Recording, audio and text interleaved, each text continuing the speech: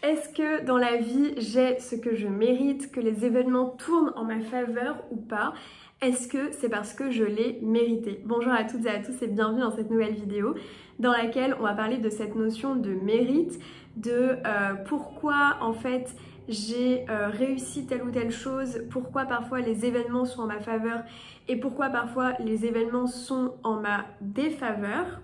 Et est-ce que c'est parce que je l'ai mérité? Donc dans cette vidéo, je vais vous partager en fait moi ma vision des choses par rapport justement à cette notion de mérite. Alors en fait moi je pense que on est venu ici pour expérimenter, en fait qu'on est là pour expérimenter, qu'on est là pour s'améliorer en fait en tant qu'être humain et devenir quelque part une meilleure personne.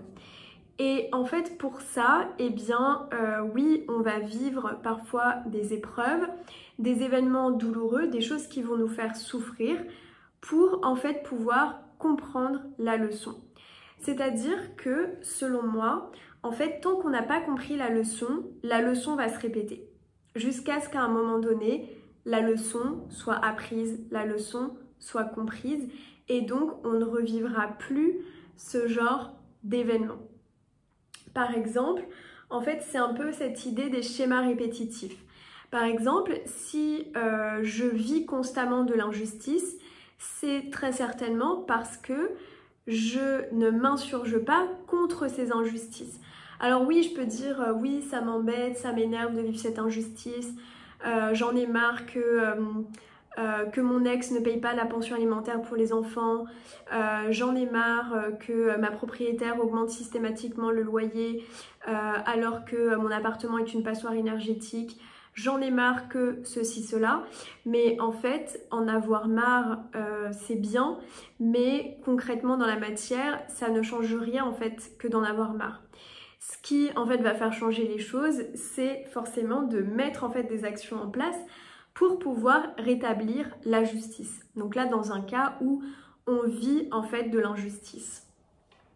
Et c'est un petit peu la même chose si, par exemple, vous avez vécu très régulièrement de la trahison. C'est-à-dire vous avez été trahi très souvent par... vous avez été trahi, pardon, en amour, vous avez été trahi en amitié, vous avez été trahi peut-être par des membres de votre famille. Et en fait, ça c'est pareil, c'est-à-dire que la trahison, elle va continuer en fait à se répéter jusqu'à ce que la leçon soit apprise, jusqu'à ce que la leçon soit comprise. Et d'ailleurs, peut-être que vous-même, vous avez remarqué que vous viviez des schémas répétitifs.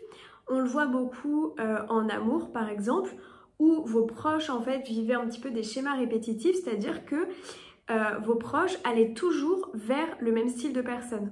Par exemple, une personne qui va toujours vers des personnes qui sont violentes. Une personne qui va systématiquement vers en fait en amour des personnes qui vont mentir. Une personne qui va systématiquement vers des personnes indisponibles, c'est-à-dire des personnes qui sont déjà en couple. Et en fait, cette leçon se répète, enfin, ces rencontres, on va dire, se répètent jusqu'à ce que, en fait, on ait compris la leçon, que, en fait, ces personnes-là ne vont pas nous apporter la relation saine, profonde et durable qu'on attend. Et donc, en fait, il y a un moment donné où, oui, on va arrêter d'aller vers ces relations-là. Oui, on va arrêter d'aller vers toujours le même type d'homme, vers toujours le même type de femme, parce que justement la leçon a été comprise, en fait, tout simplement. Et c'est un petit peu ce qu'explique Lise Bourbeau dans son livre Les 5 blessures de l'âme, et en fait ça c'est du coup la partie 2 du livre, c'est la guérison en fait des 5 blessures, dans laquelle en fait elle explique que il y a 5 blessures en fait qui existent, qui sont le rejet, l'abandon, l'injustice, la trahison et la blessure d'humiliation. Et en fait, ces 5 blessures se répètent jusqu'à ce que, en fait, on ait compris comment, en fait, cerner les mécanismes, en fait, de ces blessures, cerner, en fait, quand elles sont activées et arriver, en fait, jusqu'à les guérir pour que la leçon, justement, ne se répète plus. Voilà. Donc en fait c'est l'idée que c'est pas qu'on a ce qu'on mérite, c'est que la leçon va se répéter jusqu'à ce qu'en fait on ait compris finalement. Jusqu'à ce qu'on ait compris qu'on était dans un schéma en fait répétitif. Ça peut être un schéma répétitif du statut de victime, ça peut être un schéma répétitif de vivre constamment de l'injustice, d'être trahi, d'être rejeté, d'être abandonné, d'être humilié, en fait constamment, jusqu'à ce qu'on comprenne la leçon, tout simplement.